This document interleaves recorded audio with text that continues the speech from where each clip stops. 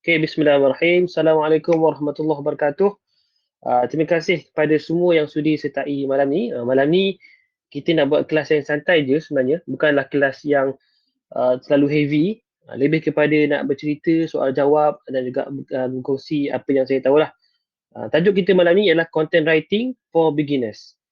So, since nama dia pun beginners, kita taklah pergi kepada benda-benda yang terlalu advance. Dan saya akan sentuh uh, topik-topik sahaja, tak pergi terlalu mendalam, dan saya akan terus jump to the question lah supaya kita dapat raikan soalan-soalan yang ditanya oleh sahabat-sahabat semua. Okay, saya share screen dulu. Bismillahirrahmanirrahim.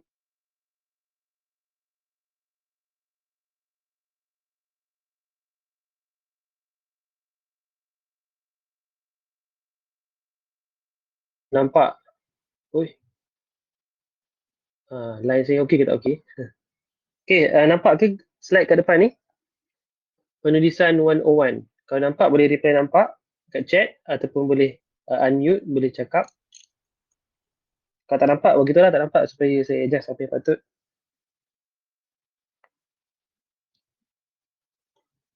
Nampak ke tak sebenarnya tu? Oh, nampak tadi like sikit. Okey, terima kasih Amirah. Saya mohon maaf awal-awal kalau katalah line tu tak berapa elok sebab kat bilik saya ni line dia memang tak elok sangat lah. Tu saya cuba guna Telegram ni, harap-harap Telegram ni tak terlalu lagging lah. Tak terlalu makan banyak sangat internet. Baik, kita mula. Okey, secara umumnya biasa kalau saya buat kelas pasal penulisan, inilah yang akan saya sentuh. Yang pertama, kita nak cerita tentang matlamat penulisan tu sendiri. Kenapa tuan-tuan puan-puan, kenapa rakan-rakan semua nak jadi penulis? Jadi, kita kena tahu dulu matlamat tu, nampak ataupun tidak. Kita kena tahulah matlamat kita nak ke mana. Orang kata apa, begin with the end in mind. Jadi, why? Kenapa kita nak menulis? Yang kedua, saya cerita tentang content marketing. Content marketing ni related dengan marketing lah sebab content sangat-sangat berkait rapat dengan dunia marketing. Jadi saya akan bagi pengenalan sedikit tentang content marketing. Biasanya kalau kelas-kelas kat luar sana. Yang ketiga, saya contoh tentang platform yang kita boleh guna untuk menulis. Andai kata kelas tu cerita tentang Twitter, maka Twitter lah yang saya akan tekankan lebih. Kemudian keempat, pengurusan idea. Macam mana kita nak uruskan idea kita yang banyak ataupun macam mana kita nak jamin idea supaya idea kita banyak dan tak kering supaya kita sentiasa ada idea untuk tulis sesuatu. Okay? Seterusnya yang kelima, penulisan viral. Penulisan viral ni biasanya saya share tips-tips macam mana yang saya sendiri pernah buat, macam mana yang sifu-sifu saya ajar dan apa yang tuan-tuan perempuan rasa senang nak buat. Dan yang terakhir, struktur penulisan. Dalam ini, saya tak berhajat nak cerita panjang, mungkin dalam lebih kurang 1 jam sahaja. Saya akan contohkan beberapa perkara dan kita terus pergi kepada soalan. Jadi kalau tuan-tuan perempuan rasa tak terjawab lagi walaupun saya dah cerita tentang soal jawab tu, boleh tanya terus. Boleh unmute, boleh on video dan tanya terus supaya kita dapat perbincangan yang bermanfaat lah malam ni insyaAllah. Okey, pertama sekali, kenapa anda menulis? Okey, ini kenapa saya lah. Kalau saya tanya tuan-tuan perempuan, mesti berbeza-beza. Tujuan saya buat kelas malam ni sebenarnya, ada orang yang DM saya kat Twitter, dia tanya, macam mana saya nak mula menulis content writing kan? Macam mana saya nak mula menulis di media sosial ke, di mana-mana ke? Tak tahu nak mula macam mana. Jadi, saya rasa orang yang tanya saya ni, insyaAllah dia dah tahu dah kenapa dia nak menulis. Matlamat dia tu dah ada. Sama ada nak untuk money, untuk duit, ataupun nak menulis kerana nak sampaikan sesuatu, dia nak menulis untuk educate orang ataupun apa. Malam ni saya ringkaskan apa yang saya rasa saya sendiri punya matlamat dan apa yang tuan-tuan perempuan boleh jadikan matlamat juga, iaitu yang pertama, kita nak menulis kerana kita nak berdakwah, kita sebagai seorang Muslim, kita nak berdakwah, kita nak sampaikan Islam itu melalui penulisan. Yang kedua, kita nak bina credibility. Saya nampak beza antara orang yang menulis dengan orang yang tidak menulis, sama ada dia just bercakap ataupun dia bekerja. Ada beza bila kita menulis tu. Orang yang konsisten menulis ni biasanya dia akan lebih dipercayai dan dihormati. Contoh kita bandingkanlah orang-orang yang biasanya, katalah dia ni seorang orang yang terkenal. terkenal tu, dia ni famous lah. Kat luar sana tu ramai orang kenal dia. Kemudian, dia selalu aktif kat media sosial. So orang akan nampak, orang akan hormat dia tu lebih. Sebab dia aktif. Dia selalu cerita tentang some topics yang konsisten. Dia selalu sentuh pasal niche tertentu. Okay. Tapi bila up satu level lagi, dia ada website contohnya. Dia ada website, kita boleh buka website dia. Website dia pun memang ada penulisan, ada blog. Dan level lagi tinggi lagi bila orang tu dia ada buku. E-book ke ataupun buku fizikal yang bercetak. Kena pula buku itu laku, laku keras. So lagilah credibility seseorang tu akan jadi lebih tinggi. Dan semua ini, proses ini melibatkan penulisan. Jadi sebab itulah, kalau orang nak bina credibility, saya percaya penulisan adalah cara yang sangat-sangat baik. Okay, yang ketiga, kenapa nak menulis? Sebab penulisan ini membantu kita untuk tinggalkan satu projek yang saya sebut sebagai projek keabadian. Sebab apa? Sebab kita semua akan mati. Termasuk saya. Jadi saya menulis sebab apa? Saya percaya penulisan saya ni dapat bantu untuk sebagai salah satu amalan yang semoga diterima Allah SWT. Bila saya mati pun tetap berkekalan, tetap berterusan. Akan dapat manfaat kepada orang. Okey. Okey, yang lain-lain ni saya tak sentuh langsung. Sebabnya kita ketentukan masa. Saya akan terus sentuh kepada persoalan-persoalan yang ditanya oleh sahabat-sahabat semualah. Okey, mungkin saya tak susun ikut turutan konten yang biasa saya sampaikan. Tapi saya harap tuan-tuan puan dapat catat kalau benda tu tuan-tuan yang soalan ni, kalau katalah soalan ni tuan-tuan sendiri punya soalan, tolong catat apa yang dapat, dan kalau tak clear tolong tanya. Sama ada tanya tu dalam chat ataupun tanyalah on mic dan tanya terus. Okey, pertama sekali, apa tips writing content yang boleh catch audience punya attention? Yang ni, untuk soalan ni, sangat banyak sebenarnya yang diajar oleh rakan-rakan kita kat luar sana, guru-guru, sifu-sifu. Apa yang saya buat, saya tak nak cerita bang lah kan. Apa yang saya buat ialah, saya apply mana yang saya rasa saya boleh buat je. Sebab kalau kita nak apply lah tips-tips kat luar sana tu, sangat banyak. Belum tentu sesuai untuk kita. Jadi saya cadangkan, tuan-tuan kalau ada attend any class, dia ajar, contohnya, okey, penulisan macam ni boleh viral, ataupun penulisan macam ni sangat-sangat menarik. So, tengok sesuai tak, rasa okey tak. Kalau tak tahu sesuai ke tak, test. Memang buat sendiri. Kalau katalah dah test, memang boleh pergi jauh. So, cara itu kita boleh guna berkali-kali. Contohnya, saya tunjuk sendiri. Boleh tengok ke? Alamak. Masih nampak ke slide? Okey, masih nampak Contohnya, analisis. Okey, nampak tu Okey, contoh. Dulu-dulu saya mula, saya kat Twitter lah, saya aktif. Siapa yang berkawan dengan saya kat Twitter, selamat datang lah ke Twitter.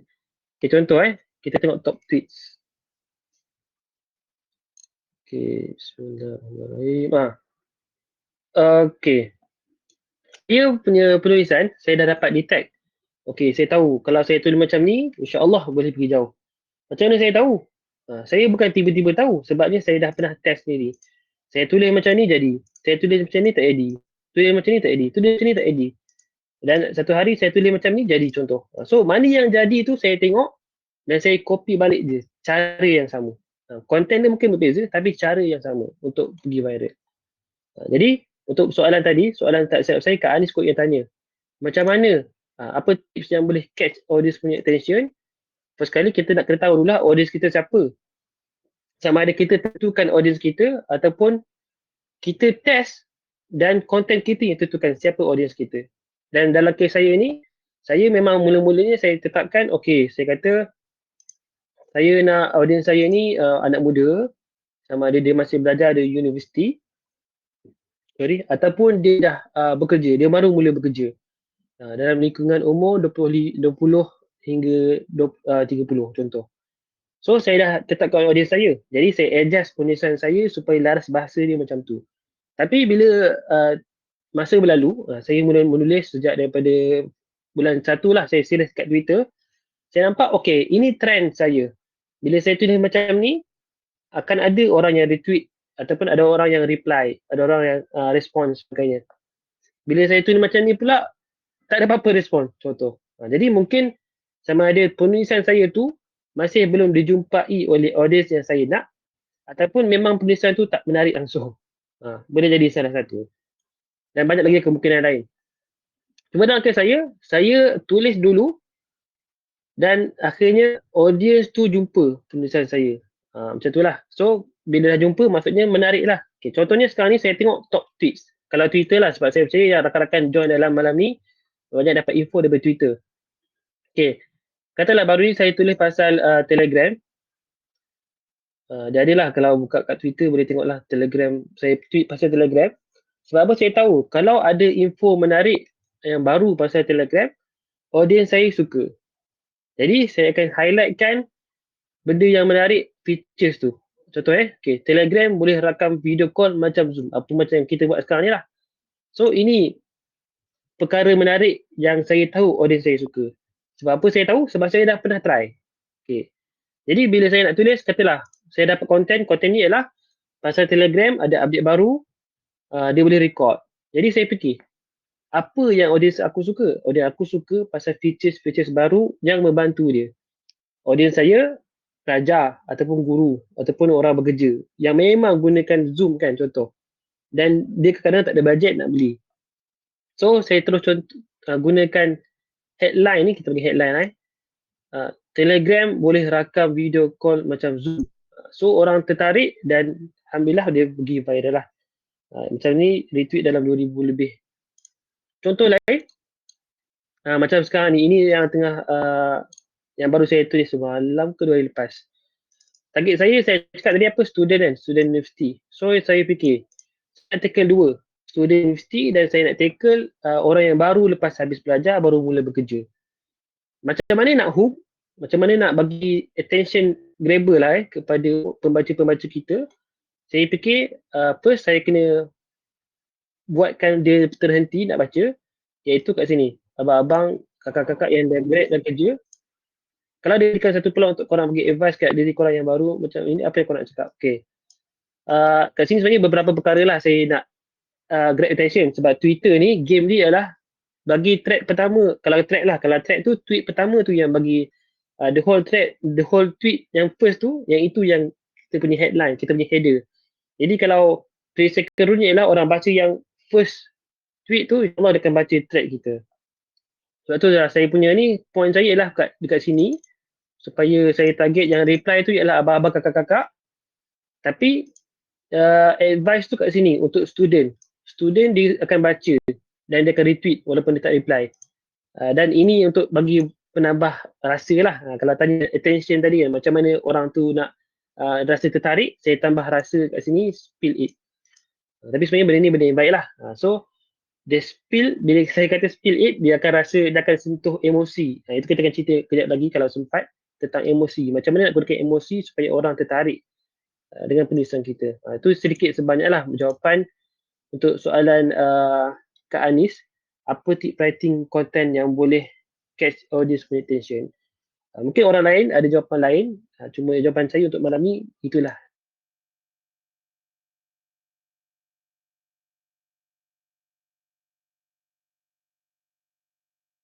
Boleh kata bolehlah dalam grup supaya saya tahu yang okey, terima kasih Kak Anis. Okey. Seterusnya kita pergi kepada soalan yang kedua. Kita nak buang masa. Soalan kedua, kalau content writing tu sikit aja, boleh ke? Bagi saya terpulang kepada kita, tapi dia go kepada platform.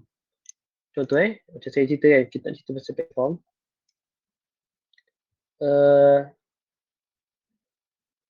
Mana dah platform?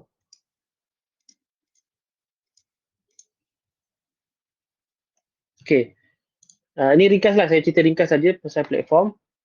Kita nak tulis tu dekat mana? Kita tanya dulu. Nak tulis tu dekat mana? Kalau tulis tu yang dimasukkan di media sosial, mungkin boleh, mungkin tak boleh. Kalau tulis di blog pun mungkin boleh, mungkin tak boleh. Tapi kalau tulis di buku, biasanya kena tulis panjang-panjang lah. Melainkan kalau kita nak tulis pendek tu, tulis pendek tapi ada banyak. Sebab saya suka juga buku-buku yang dia tips-tips simple, pendek tapi ada banyak, so dia kumpulkan di satu buku. Okay. Tapi kalau untuk menjawab soalan, saya tak ingat siapa yang tanya ni, konten yang pendek-pendek boleh ke? Jawapannya boleh. Sebab kalau di Twitter lah, saya banyak bagi contoh Twitter sebab saya pun aktif di Twitter. Kalau konten di Twitter, sangat-sangat boleh lah tulisan pendek-pendek tu. Sebab kat situ memang dia ada had kan. Jadi, jangan risau nak kena tulis panjang-panjang ataupun tak ada idea kan nak kena bagi tulis betul bunga-bunga, jangan risau. Tulis je pendek-pendek, tak ada masalah. Asalkan konten kita tu ada value. Key dia adalah value. Value tu macam mana? Value yang orang nampak. Kalau value tu orang tak nampak, tak guna juga. Contoh orang yang kalau kita katalah orang yang sangat-sangat dahaga, dia dah bersukan, main futsal lama, lepas tu habis main tu mesti dia akan dahaga kan. Bila dahaga tu, kita hululah air apa pun yang halal, insya-Allah dia akan minum. Sebab apa? Sebab dia dahaga. So, ada value tu. Tapi tak sama value yang kita nampak tu, orang yang dahaga tu dia nampak, tak sama. Contoh orang tu tokek dekat tempat futsal tu. Dia baru lepas lunch. Kenyang-kenyang ni, tiba-tiba kita offer dia air. Boleh jadi dia tak rasa benda tu valuable untuk dia. Sebab apa? Sebab setiap orang berbeza lah. Jadi kita pun make sure valuable untuk siapa? Dia berharga, dia bernilai untuk audience kita yang kita target. Okay? Seterusnya kita pergi kepada soalan ketiga. Kalau tak okey, tolong cakap tak okey supaya saya boleh jelaskan baliklah apa-apa yang tak okey tu. Okey. Seterusnya, soalan yang ketiga. Macam mana untuk kenal pasti niche penulisan yang bakal kita ceburi? Okey, yang ini sebenarnya agak panjang. Sekejap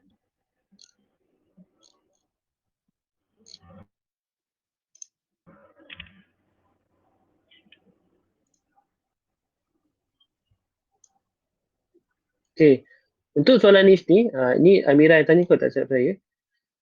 Saya sebenarnya pernah buat satu kelas khusus pasal niche saja. Tapi untuk malam ni, harap-harap dapat kecap lah. Saya share ringkas je, jangan risau. Ringkas je. Kalau tak sempat catat, kalau boleh catat lah. Tapi kalau katalah tak sempat catat, boleh buat lepas ni, tengok balik video. Dan pastilah niche kita ni. Jawapan mudah saya, kalau tanya tadi, macam mana nak pastikan niche kita, kita boleh tulis dia pasal apa-apa. Tapi sebaiknya kalau di media sosial lah, kita lebih fokus malam ni lebih pada media sosial. Kalau di media sosial, lebih baik ada niche supaya orang ada sebab nak follow kita. Okay. Ringkas saja, saya nak tunjukkan slide macam mana kita nak decide apa niche yang sesuai untuk kita. Okay. Soalan ni lah, apa niche content yang anda akan tulis? Jom kita kena pasti niche anda. Make sure sediakan pen dan kertas. Kalau tak sempat, tak apa. Boleh buat sekejap lagi. Tengok balik rakaman ni ataupun tengok balik nota yang tuan-tuan puan dah ambil. Kalau nak screenshot pun saya benarkan, tak masalah. Okay. Yang pertama, step pertama ialah tuan-tuan puan senaraikan 20 topik pilihan. 20 topik ni yang tuan-tuan puan memang minat, memang rasa seronok lah. Yang tuan-tuan puan rasa topik ni aku suka tulis.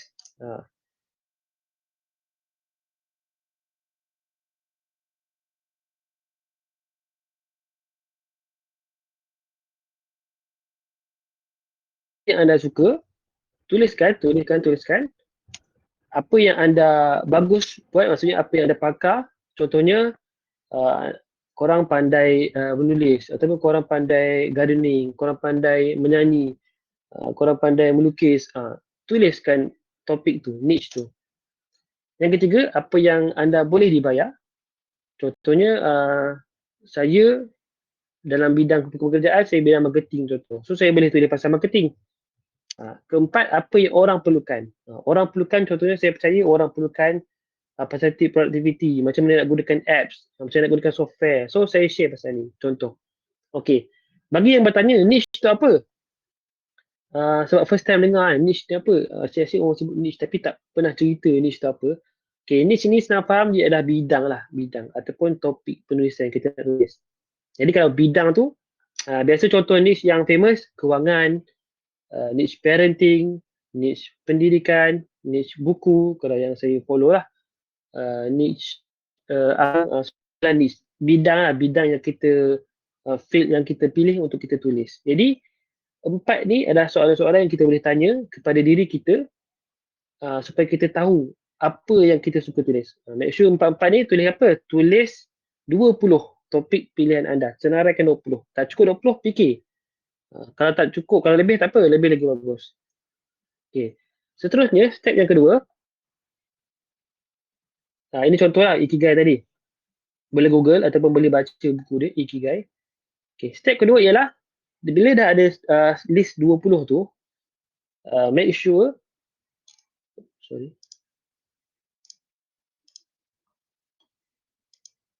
Nampak apa Bila ada list 20 tu, tuliskan skala pada senarai tu. Contoh saya dah senaraikan 20 list. Okey, sebelah list tu tuliskan rate dia. Contohnya saya tulis contoh tu lah kan tak faham pula kan. Contoh bagi masa saya sehari untuk saya share skrin yang tertentu.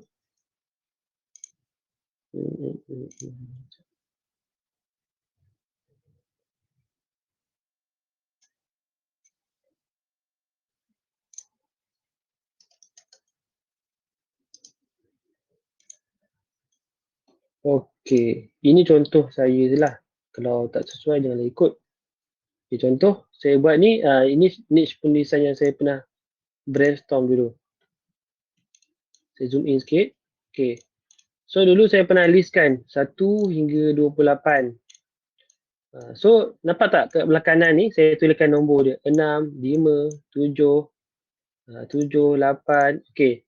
So lepas dah tulis 20 tu, rate kan kita punya niche ni berapa? Ikut kita punya cita rasa lah. Kita rasa macam contoh saya buat ni aplikasi ataupun teknologi maklumat saya tak tujuh. Sebab apa? Sebab saya suka explore.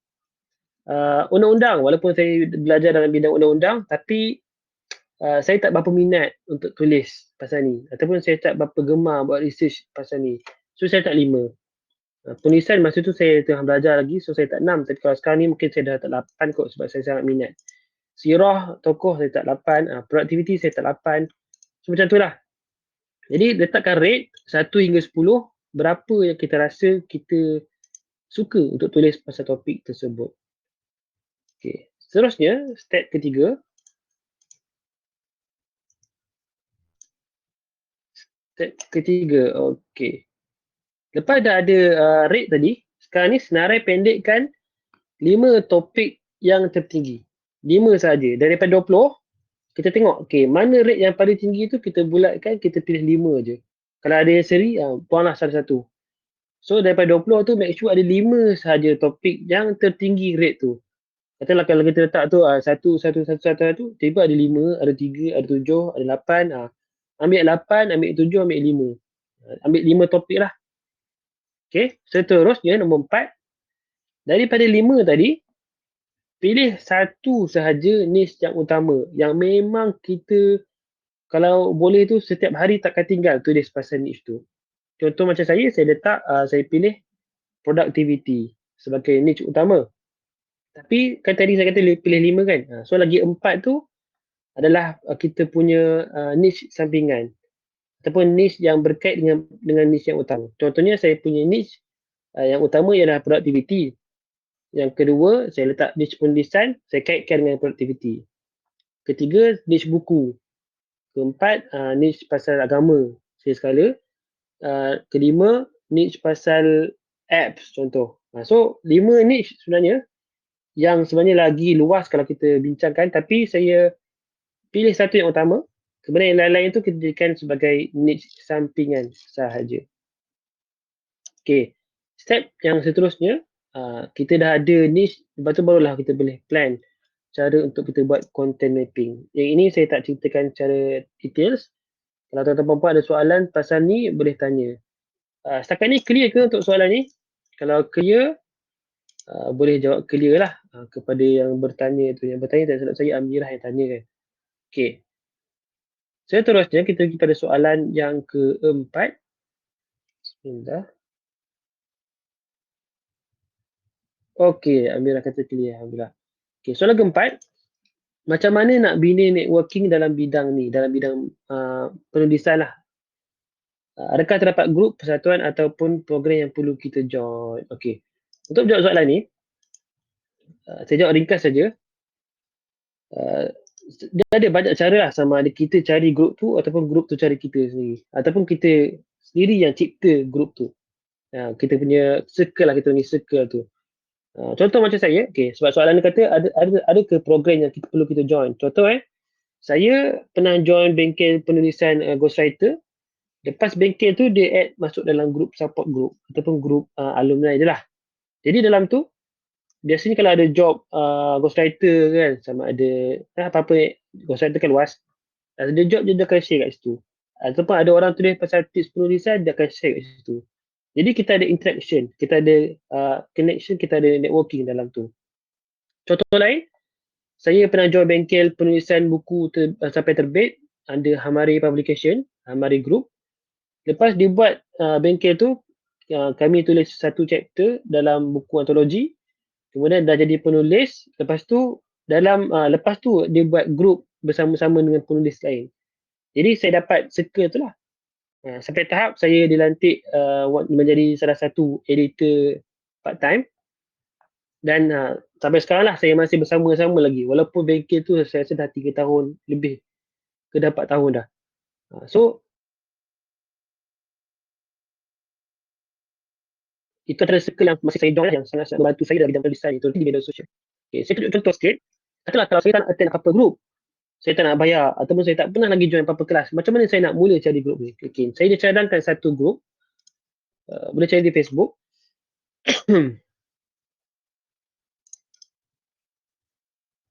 Baikkanlah apa-apa yang keluar kat Facebook saya ni. Jarang-jarang buka. Cari je apa-apa nama grup. Penulis contoh. Saya tekan grup penulis. Kita ambil yang ni lah, grup. Groups. Okay. Kalau ini sebab saya dah follow, so dia tunjuk atas-atas. Kalau tak follow, kena scroll sikit lah. Contoh cari grup-grup penulisan yang korang rasa macam, oh aku boleh go ni kot. Okay, contoh ini. Geng penulis buku bestseller. Ada 200 lebih, ada 4.7k dalam ni. So buka lah sikit. Kalau private mungkin tak dapat baca. Tapi kalau ini saya dah masuk, tengok okay. Dalam ni ada orang cerita pasal, contoh share pasal buku. Ada orang share quotes. Okay, ada time contoh ada tip penulisan kan. Tengok ada orang pernah tulis pasal tip penulisan. Izzati Elia. 4 faktor penulisan start. Malam baca. Okay, so boleh baca lah. Izzul Islam share.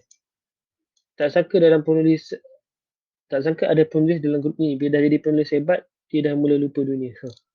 Oh, ini adalah saya pun pernah tulis sikit tips dalam ni. So, ini antara grup yang saya boleh cadangkan lah kepada tuan-tuan puan untuk follow kalau nak cari circle. Selain tu boleh cari ni grup ni pun bagus. Geng Jom Menulis. Grup ni bagus. 19k dan antara saya rasa aktif jugalah grup ni. So boleh scroll, boleh cari. Ataupun kalau yang pernah saya join, yang ini saya tunjuk sebenarnya berbayar, tapi kalau saya tunjuk je lah untuk bagi gambaran Contoh yang saya sebut tadi, grup ghostwriter kan. Tak ramai pun sebab ini kelas berbayar. Tapi saya rasa sangat mahal lah grup ni. Sebab apa tau? Ada soalan, ada klien minta sedekah sebagai untuk email marketing. So dia tanya charge. So, ramai yang jawab. Oh, okay, boleh buat macam ni, boleh.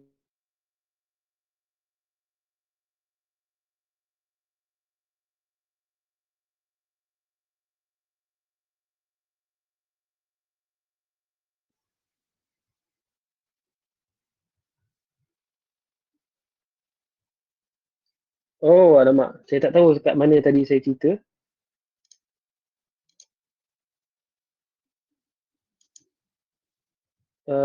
Tadi macam terputus line. Okey aku Okey. Kalau apa-apa masih bersama, insyaAllah masih okey lah internet. So, ini antara grup yang saya boleh cadangkan. Ini kalau Facebook lah, cari je. Sebab kalau Twitter tak ada grup, So kalau tempat lain contohnya Telegram. Oh saya lupa nak share satu lagi grup. Grup ni pun sangat bagus. Saya sangat sarankan orang-orang yang nak belajar pasal penulisan join. Nama dia KA Academy. KA Academy. Khairul Abdullah. Super Daddy. Dia ni pun antara sangat bagus. Dalam ni tengok ada yang 12k members. Dan dalam ni dia ajar kelas penulisan, kelas-kelas media sosial senang kata free semuanya. Semua free. Memang gila lah. Memang sangat-sangat awesome. Orang-orang macam ni kita doakanlah semoga dia diberikan rahmat, diberikan ganjaran yang besar lah sebab dia sanggup buat usaha-usaha yang gila macam ni. So boleh follow KA Academy di Facebook. Kalau Telegram, kalau Telegram, sekejap contoh Telegram, mohonlah, tak apalah saya tak tunjuklah Telegram. Kalau Telegram boleh je cari mana-mana penulis yang kita kenal yang ada channel Telegram dia sendiri. Contohnya boleh cari Tuan Khairul Hakimin, boleh cari Izu Islam, boleh cari mana-mana lah yang di Facebook ataupun di Twitter. Katalah kat Twitter kan tak ada group. Jadi dia ada buat Telegram channel dia, boleh masuk dan kadang-kadang dia ada share tips penulisan. Okay. Seterusnya, kita dah 10. Dalam setengah jam lagi lah kot kita teruskan. Bagaimana nak drive traffic dan engagement audience dekat content kita? Saya nak ringkas je ni. Secara mudahnya, kita punya content tu biasa disebut Tuan Khairul Hakimin. Pertama, content kita tu kenalah bahasa dia sangat elok. Maksudnya kita tulis bahasa yang elok, tak campur aduk, kita type penuh kalau boleh, elakkan short form, ejaan kena betul, tanda baca kena betul. Yang kedua, kena ada ini, kena ada fakta dan emosi. Ini contohlah struktur yang saya cadangkan. Pertama sekali, header. Header ni kenalah header yang padu, yang hook pembaca. Yang ini saya dah share tadi sikit. Kalau contoh yang saya selalu buat, saya selalu guna dialog sebagai starting saya punya headline supaya orang rasa dekat. Orang lain mungkin guna cara lain lah. Ada orang guna headline yang panas, yang macam clickbait. Ada orang guna perkataan-perkataan yang orang macam curious. Terpulang lah masing-masing. Kemudian dalam konten kita kan ada fakta dan emosi. Fakta tu kalau ada numbers, kalau ada figures, kalau ada something yang wow. Kemudian emosi, gunakan perkataan-perkataan emosi. Perkataan-perkataan emosi ni kita biasa jumpa dalam novel lah senang kata. Sedih, pasrah, gembira, kecewa, contohlah tulis je. Macam contoh, kadang-kadang kalau tak tulis perkataan tu pun kita cuba tackle masalah ataupun emosi orang lah. Contoh saya pernah tweet pasal orang yang jadi compiler assignment, apa nasihat yang nak dibagi kepada orang lain, ataupun apa yang dia nak nasihat sebelum orang tu bagi kepada compiler. Kemudian saya kata nasihat tu wrong answer only. So bila saya cakap macam tu, geng-geng yang kat universiti yang selalu buat kerja compile, dia akan terasa marah. Sebab apa? Sebab dia geram. Dia selalu rasa dalam situasi yang orang tak bagi kerjasama. So saya tackle apa? Saya tackle masa tu, saya tackle dia punya emosi angry. Emosi geram. Jadi ramailah yang reply, ramailah quote dan sebagainya. Dan last sekali, kita punya content tu kenalah ada impact yang positif. Sama ada CTA ke, CTA tu call to action. Ataupun kalau content jenis inform, kita bagi dia information. Contohnya kalau kita review makanan, kita beritahu lah kedai ke tempat kita review tu kat mana supaya orang boleh cari, orang boleh datang. Jadi impact positif tu ialah dia bagi kesan kepada orang yang membaca tu. Sama ada kesan tu dari segi tindakan dia ataupun dia bertambah pengetahuan dia, bertambah informasi baru. Okay. Jadi itu jawapan ringkas, taklah ringkas sangat aku rasa. Untuk engagement ni. Okay. Soalan sebenarnya bagaimana nak convince orang untuk upah kita menulis sedangkan kita tiada pengalaman ataupun masih baru. Cadangan saya ialah jangan risaukan masa tu, mulakan dulu tulis. Macam contoh tadi, boleh je join bengkel ghostwriter. Kalau siapa-siapa yang nak join, saya boleh share info untuk next class kalau ada. Boleh PM saya lah. Ataupun yelah, kalau contoh kalau join bengkel ghostwriter, dia akan bagi tahu macam mana cara nak dapatkan klien. Ataupun kita boleh promotekan diri kita sendiri, kita buat personal branding. Macam mana yang saya buat lah. Jalan ni sedikit susah, tapi long term dia kena membayar balik lah. Dia dapat bantu kita balik. Contohnya macam saya join kelas yang pasal terbit buku tu, sampai tahap saya aktif. Dan saya buat apa yang diorang galakkan lah untuk kita buat penulisan dekat media sosial. So saya cuba aktif balik kat media sosial, lah untuk tulis artikel, untuk edit buku, untuk tulis buku dan sebagainya. Jadi semua tu saya dapat dengan cara networking dan juga personal branding lah. So itu contoh saya. Tapi kalau yang mana yang saya belajar dalam kelas sebelum ni, dia kata lebih baik kita kena ada satu contoh lah. Sebab kalau kita tak ada pengalaman menulis kan, kita kena ada satu portfolio yang baik supaya kita boleh tunjuk dekat klien kita. Antaranya saya cadangkan first kali, tuan-tuan perempuan perlu ada account LinkedIn, buat account dan isikan semua info-info yang perlu sampai dapat 5 star. 5 star tu maksudnya kita dah information kita cukup bagus lah dalam LinkedIn. LinkedIn ni kita boleh guna sebagai resume online. Yang kedua, tuan-tuan perempuan perlu ada contoh penulisan. Kalau tuan-tuan perempuan ada buku, bagus. Kalau tak ada buku, boleh try guna buat e-book pun cukup. Ataupun kalau tak ada juga, boleh buat blog. Blog ni sama ada berbayar ataupun tak berbayar lah. Kalau berbayar tu mungkin nak ada domain sendiri kan. Contoh ajodsyafii.com. So, kena bayar sikit lah. Dan kita tulis secara konsisten tentang topik yang kita dah pilih. Contoh kalau macam saya katalah saya nak cari klien pasal penulisan sejarah contoh. So dalam blog saya kenalah tulis pasal sejarah. Supaya bila dia nak check, ada tak contoh profil awak? Saya pun tunjuklah, okey, ini profil saya, ini contoh penulisan saya kat dalam blog. Kalau tak ada juga, tak erti nak buka blog lah, nak kena set up bagai tak apa, tulislah di Facebook, tulislah di Twitter, tulislah di mana-mana yang tuan rasa sesuai di media sosial. Jadi jangan jadikan alasan tak ada tempat nak tulis. Semua dah ada dah sekarang ni, tinggal kita nak mula je. Jadi dah mula tu insyaAllah akan nampaklah jalan sikit-sikit. Seterusnya, 10-10 lah. Bagaimana membina portfolio penulisan dengan baik for beginners yang belum pernah diambil bekerja? Soalan ni jawapan saya macam tadi. Seterusnya, cara nak tulis content writing for beginners. Yang ini, saya cadangkan, tetapkan dulu niche. Kalau belum ada niche, carilah apa yang tuan-tuan rasa minat. Contoh paling mudah, saya tak tahulah, saya tak erti lah buat, saya dah cuba dah senarai 20 niche tadi, tapi tak dapat. Okay, pergi kat rak buku kat rumah ke, kalau ada rak buku lah. Tengok kat rak buku tu, apa buku-buku yang kita selalu baca. Contoh kalau saya tengok buku saya memang banyak sekarang ni dah pasal productivity lah, sebab saya baru beli buku-buku pasal productivity. So tengok kat rak buku kita, apa buku yang kita selalu baca. Pasal motivasi ke, pasal pendidikan ke. So, pilih niche tentang itu, kemudian kita tulis balik je apa yang kita baca. Jangan nak tulis tu kopi sebiji-biji, itu plagiat. So, kita tulis apa yang kita faham dalam bahasa kita, dalam ayat kita sendiri. Dan kita nak mudahkan orang faham. Okay. So, cara itu saya rasa beginners boleh mula dengan cara tu. Yang penting mula, jangan sembang je, mula. Okay. Dengan content writing boleh jana pendapatan ke? Jawapannya ya dan tidak.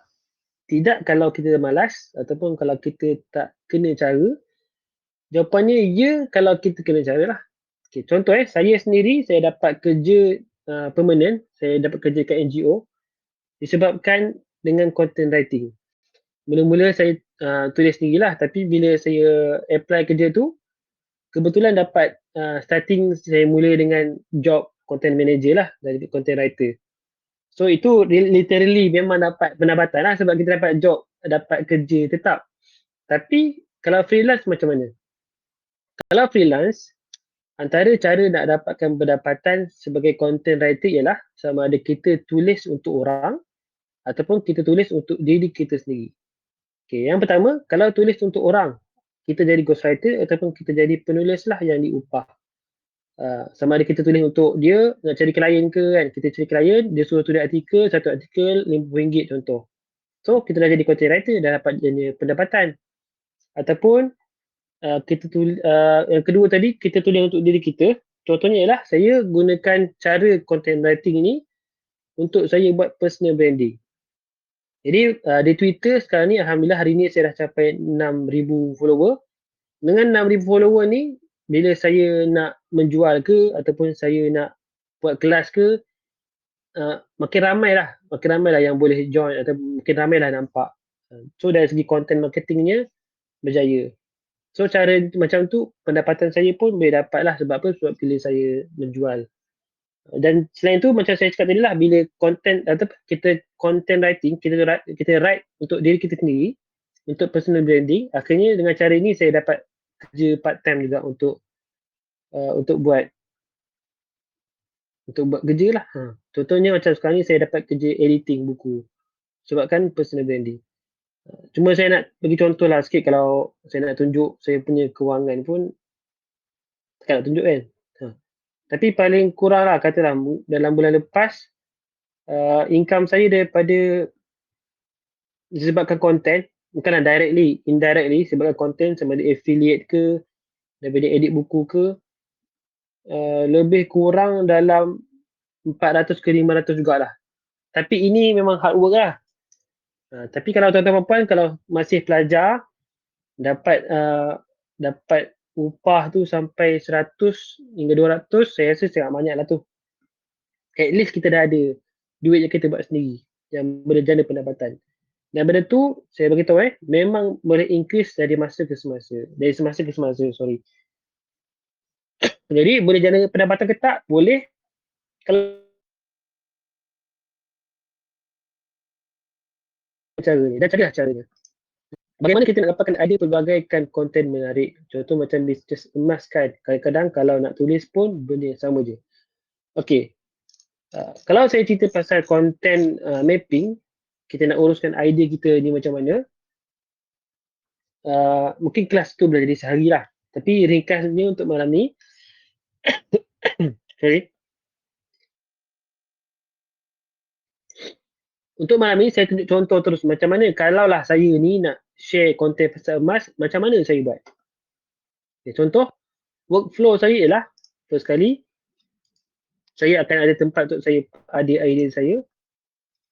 Biasanya saya part kat sini lah Google Keep. Ini versi komputer lah, ada versi handphone juga. Contoh, ini konten-konten productivity saya simpan dalam ni. Okay, contoh, sekarang ni saya nak mula tulis pasal emas. Apa yang saya buat ialah, pertama sekali emas saya tak pernah buat kewangan. Ni emas. Okey, contohlah kewangan. Okey, katalah kita barulah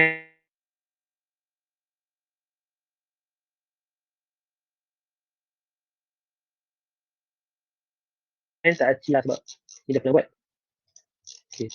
Contoh saya guna Google Keep, okey emas. Saya kosong lagi, tak ada idea langsung saya nak tulis pasal emas. First kali, kita boleh mulakan dengan buat content mapping. Content mapping ni macam mana? Contoh Miro.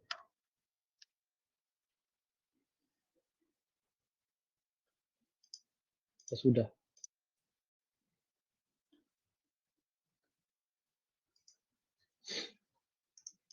Miro ni untuk buat mind map lah. Kalau tuan-tuan puan rasa nak guna mind map, boleh try guna Miro. Free je. Free untuk 2 ke 3 macam tu lah mind map. Contoh kita ambil satu. Okay, biasa kalau pernah dengar orang kata content mapping tu mind map lah sebenarnya. Tak payah pening-pening lah. Okay, contoh saya ambil satu mind map. Bismillahirrahmanirrahim. Ni lah aku delete tadi. Selalu delete. Okay. Oh, lama. Buang je lah. Okay. Sekarang ni saya nak tulis pasal content mapping saya ialah first of all emas. Okay, emas. So, apa yang saya buat ialah sorry. Tak biasa lah pakai ni. Saya guna apps lain sekejap Sorry, minta maaf.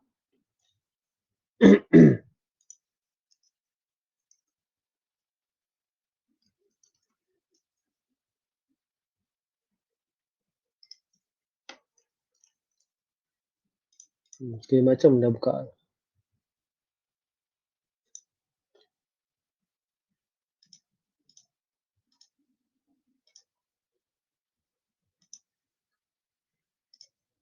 Okay, contoh lah. Contoh kita ambil yang ni. Right, ambil. Okay. Main idea dia adalah emas. Tak nampak sebab saya tak share screen.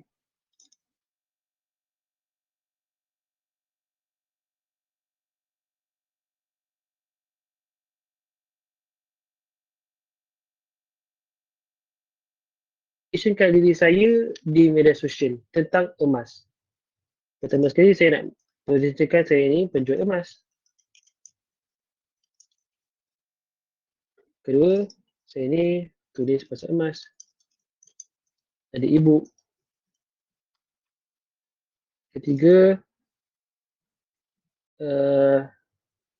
cukuplah dua dulu contoh. Yang kita sebut sebagai positioning.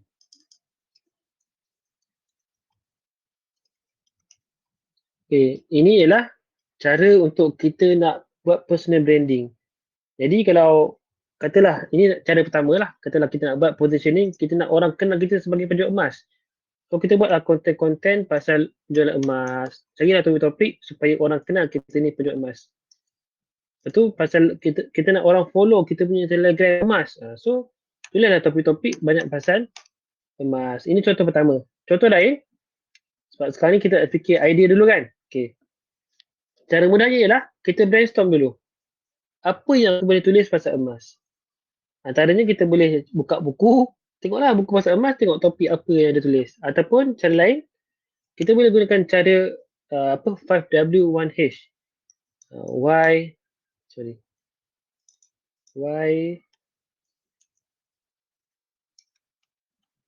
what, how, where, when, who. Senang.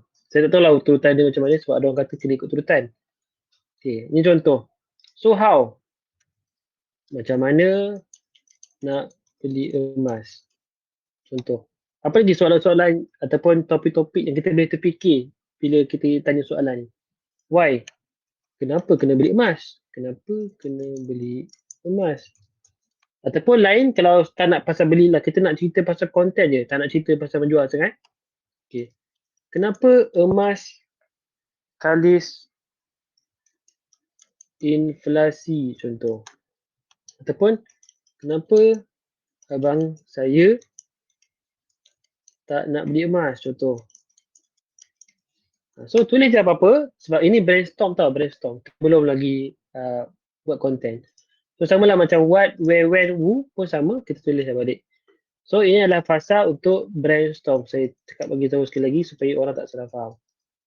Brainstorm ni untuk apa? Brainstorm ni brainstorm ni adalah untuk kita janin idea supaya tak ada isu, tak tahu nak tulis pasal apa. Okay. Proses seterusnya, workflow yang selalu saya buat, bila dah saya ada topik ni, okay, kita ambil satu ni sebagai topik lah contoh. So saya tuliskan semula dalam Google Keep tadi. Tak Google Keep. Google Keep. So saya pun boleh tulis, okay. Topik pertama tadi, macam mana nak beli emas? Saya pun tak tahu. So saya Google. Kalau saya tahu, saya jawab tu dah lah. Okay, step untuk beli emas dengan online lah contoh, online. So, pertama, daftar, bla bla bla. Kedua, install apps, bla bla. Ketiga, isi referral contoh. Kemudian bayar, dapat online contoh. Ini contohlah. So, last kali CTA, ini kalau nak buat konten CTA lah. Daftar lah guna, daftarlah emas Hello Gold contoh. Kalau yang online kan. Hello Gold, guna kod ni untuk diskaun. Kita bagilah kod kita. So, bila orang isi kod tu, kita pun dapatlah commission sikit contoh. Ataupun kalau katalah macam nak beli emas, saya tak pernah beli emas, macam saya nak tahu. So caranya Google lah. Apa susah. Tapi jangan copy paste. Tu masalah kita copy paste. So carilah mana yang kita rasa seronok nak baca. Contohnya, okay, saya suka majalah Labu. Okay, macam mana nak beli emas majalah Labu. Biasa kat Telegram channel pun banyak juga. Tutorial beli emas secara online pun ada. Majalah Labu dia share. Oh, ni Pak Teh tulis. Baru lagi ni. So, ini dia ajar pasal cup gold. Ataupun kedua, ni tengoklah step-step ni kita boleh tulis balik dan kita ringkaskan ataupun kita gunakan ayat kita sendiri. Kalaulah macam saya tulis di Twitter, so saya akan sesuaikan dengan Twitter lah. Twitter ni terhad dan kita kena buat thread. Okay. Bagi menjawab soalan tuan tadi, tak tahu nak tulis benda sama je kan. Kita pun tak tahu dah nak tulis pasal apa. Yang why, how, what semua tu kita dah tulis dah tapi tak stuck. So kenalah banyak membaca. Sebab apa? Sebab kita nak tulis kena ada input dulu barulah kita boleh ada output. So saya cadangkan contoh website ni kita dah tahu dah. Okey, majalah Labu ada cerita pasal emas. Tengok lagi website apa lagi cerita. Public Gold pun ada cerita pasal emas contoh. Ni kan Public Gold ni. Pelaburan Emas Public Gold Malaysia. Ejen ni kot. Hargaemas.com ada. Emas kini ada. Irfan. Itu dah ada Irfan. So, daripada website-website ni, ini kelebihan website lah. Kalau Twitter, Telegram lah, boleh search. Cari keyword emas. Ini saya dah bagi teknik ni. Sepatutnya saya tak share ni. Sebab saya sendiri pun dealer juga. Good. Tapi yelah, kita nak share je. Kalau rezeki masing-masing kan. Pulang. Contoh. 3 cara memupuk tabiat dan sikap orang kaya dengan emas. So, kita buka. Kita pun baca. Oh, okay. Ni best ni. Aku rasa aku nak guna lah topik ni. Copy. Masuk dalam Google Calendar tadi. 3 cara kan. Okay, copy link dia. Copy lah pula dia punya setelah macam tadi ni saya topik copy sub header supaya saya tak tertiru dia punya isi. Isi tu kita ulas sendiri lah. So link tadi copy balik supaya saya nak buka balik bila-bila senang. Lepas tu tabiat emosi kredit inflasi contoh. So saya dah adalah konten saya untuk emas. So cara yang sama kita boleh ulang-ulang sampailah ada konten yang banyak. Contoh macam pasal productivity, saya dah pernah buat sebanyak ni lah. Kalau saya scroll tu, insyaAllah adalah idea nak tulis. Tak ada isu lah. Tinggal lagi malas tak malas je. Itulah kita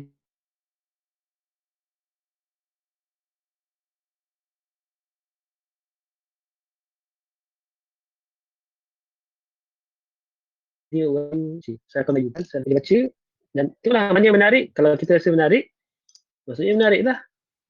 Dan audience kita pun insyaAllah akan suka lah. Okay. Jadi itu saja untuk malam ni. Saya dah selesai jawab semua soalan yang dah ada tanya saya. Kalau ada soalan lain lagi, boleh tanya sekarang. Kita ada masa dalam 5 minit. Saya alu-alukan lah tuan-tuan dan puan.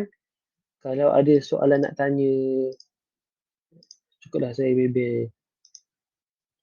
Okay, boleh tanya kat dalam chat ataupun boleh on je terus video dan boleh bercakap. Saya persilakan kalau ada soalan.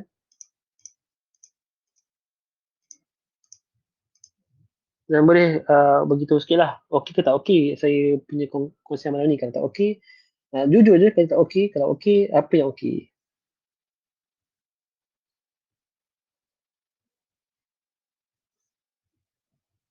Soalan cepat mas, macam mana content writing untuk diri sendiri boleh jadi pendapatan? Okey, macam saya cerita contoh, kalau kita sendiri yang own the business, so content tu adalah untuk kita lah, untuk business kita lah.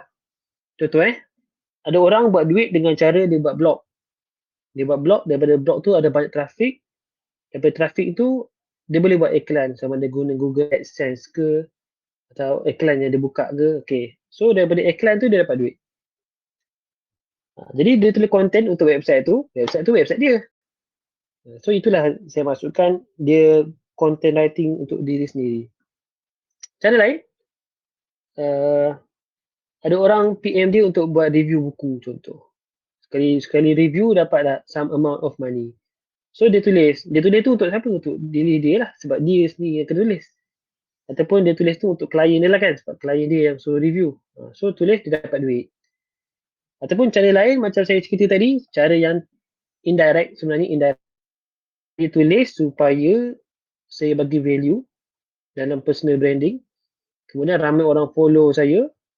Kemudian bila saya jual buku ke, saya jual apa-apa ke, ramailah yang akan beli contoh.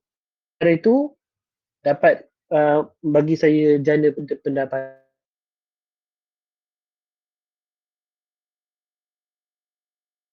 Saya mungkin tak tahu ataupun saya sendiri tak pernah buat. Jadi saya tak berani nak kongsikan lah. Okey, kita dah pun 10.27. Harap menjawablah soalan tu. Okey, sudah Alhamdulillah. Terima kasih. Sebenarnya malam ni rakan kita Amirah yang tanya. Jadi terima kasih kepada dia lah sebab dia membuatkan saya sampai buat kelas. Jadi kalau tuan-tuan puan ada apa-apa yang boleh saya bantu lagi, insyaAllah kita cuba lagi lah buat sesi macam ni. Mungkin lepas ni saya boleh aturkan program-program sesi untuk share pasal productivity supaya kenalah dengan channel ni kan. Dan terakhir sekali sebelum saya tutup, saya nak raikan seorang rakan kita, dia tanya soalan. Minta tuan kongsikan sedikit asas pengurusan kewangan yang baik terutama untuk lepasan fresh grad yang gaji below than 1.5. Okay. Boleh ke silakan sikit? Okay. Ini saya selit sikit lah pasal kewangan walaupun tak ada kaitan dengan penulisan.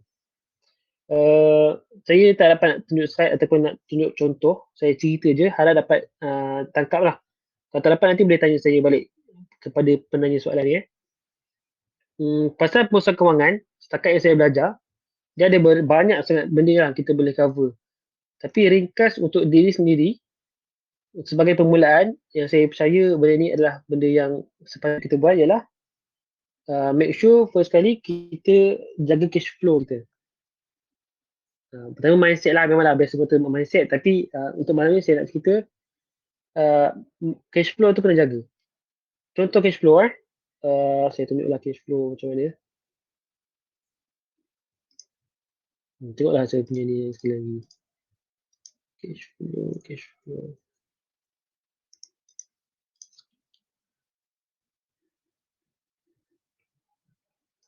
Ni.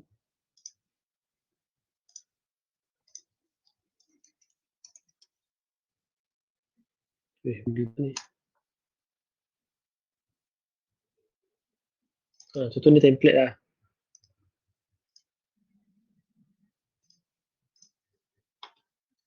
Okay, contoh. Kita boleh tengok susah saya ni. Saya buat cash flow lah. Apa yang duit masuk dan berapa duit keluar. Zoom in sikit. Berapa duit masuk dan berapa duit keluar. Itu adalah cash flow. Saya tak belajar account. Kalau orang belajar account mungkin lebih mahir. Mungkin lebih mahir. Tapi ini kurang-kurangnya saya percaya at least nak urus gaji, kita dah tahu dah duit masuk duit keluar. Contoh duit gaji masuk tadi 1.5k ataupun 1,500. So kita boleh plan. Duit keluar ni expenses lah. Biasanya sebulan berapa yang kita pakai sebagai seorang yang bekerja dengan 1,500. Contoh, kena sewa rumah. Sorry, sekejap. Saya tulis perkara kat sini. Perkara. Pasal-pasal jadi kelas Google Sheet. Okay, perkara sewa rumah ni gaji. Okay, katakanlah gaji masuk 1,500. Sewa rumah kena bayar dah 500. Tinggal 1,000. So, apa lagi? Makan, katalah jimat-jimat 300. So, dah berapa total? Apa, bil. So, kita senaraikan lah semua perkara yang kita buat. Diguna duit selama sebulan. Lepas tu, total up kat sini. Total tu, okay, duit masuk, duit baki lah tinggal berapa, duit keluar tinggal berapa. Kalau lah duit keluar, kalau lah duit baki tu tinggal negatif, maksudnya something wrong lah dengan pengurusan kewangan kita. Tapi kalau duit tu ada lebih setiap bulan, ada surplus, so itu bagus. Maksudnya kita boleh uruskan kewangan. Lepas tu barulah kita nak kena fikir macam mana nak invest, macam mana nak ada wang kecemasan, takaful dan sebagainya. Tapi anda katalah kita buat tadi, apa jadi kalau kurang? Apa jadi kalau kurang? Duit yang saya perlu lagi sikit daripada duit yang saya dapat. Gaji 1,500 tapi expenses saya 1,700 contoh. So tak cukup tu dalam 200. 200 ni ada dua cara yang kita boleh buat, sama ada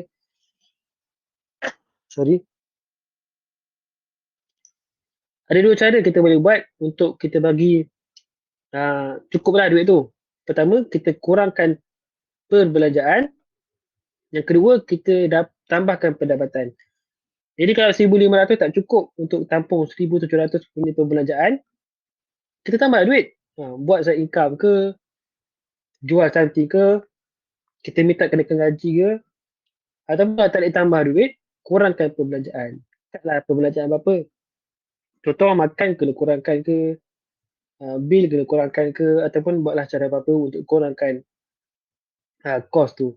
Kurangkan perbelanjaan. Sorry, suara saya macam ni. Okay, so harap menjawablah soalan sedikit daripada rakan yang bertanya tu, sebab topik dia tak berkaitan, tapi kata kalau boleh jawab lah. So saya jawab dah sikit, insyaAllah. Semoga membantulah. Itu saja untuk malam ni. Terima kasih kepada semua 18 orang yang sampai ke akhir. Rakaman ni saya cuba upload di YouTube dan nanti saya share link dalam grup ni. Terima kasih. Assalamualaikum warahmatullahi wabarakatuh.